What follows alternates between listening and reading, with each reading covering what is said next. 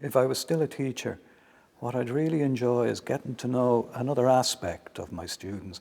It's a bit like, I remember you get to know a kid, boy or a girl, and then you'd see them outside playing football, and they'd be brilliant, you know, really, really brilliant. And you'd think, oh, I didn't realize that. And it's a lovely thing to see. And I think looking at kids writing, it's a quieter version of that, I think. It's the same thing, and I think it's hugely important, I think, that the teacher knows the student and the student knows that the teacher likes the student and appreciates the student. It's a colossal part of the job, I think, and encouraging them. I mean, I was encouraged by a teacher in primary school. He praised my work when I was 10. And I think it wouldn't be an exaggeration to say that encouragement has sustained me ever since. It's a huge part of it, I think. It is interesting, isn't it, that we're all thinking of the teacher or the moment or whatever, because actually my English teacher in secondary school, and we did better in secondary school, or I felt I did better in secondary school than in primary school, but my English teacher was John B. Keane's sister-in-law. All right. And that gave her a certain kudos, because like if she said something, you kind of, well, you know, she's sort of famous, you know, she must know a bit about books. But I remember her marking one of my essays, and she said it was very emotionally mature. Right. And I was about 14 at the time. Yeah. And I had always felt that I was really stupid.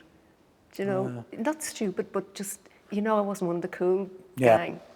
And then somebody saying I'm emotionally mature, and I thought, jeepers, you know, that's so interesting, you know, that stuck with me. It didn't make me think I was going to be great as a writer, but it made me think, okay, I can think about things. I'm not really, you know, somebody that nobody ever wants to know.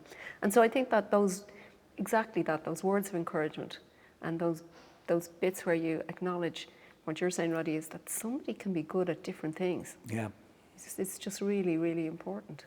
The first thing I always do is talk to them about what they like and what kind of things that they're enjoying and what they like to create, because you want as much time as possible to get that from them, because they want to give it to you, and every single one of them has their own voice, which we know.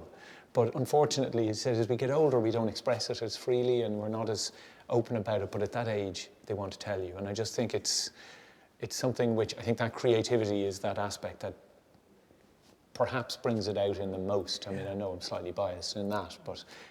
And I think with secondary school kids, it takes them a little while to trust the fact that they can write what they want to. Yeah. You know, that they're free to write what they want. They really do dive into it, and they write the most extraordinary stuff, the most brilliant, brilliant stuff. And there's nobody telling them, no, that's not grammatical, that's wrong. And it's just great. And of course, the further they go into it, then the more they own it, the more disciplined they become, and they want to make sure it's as good as it possibly can be. And I find it myself, it's quite exhilarating, not just exhilarating and enjoyable, but inspiring.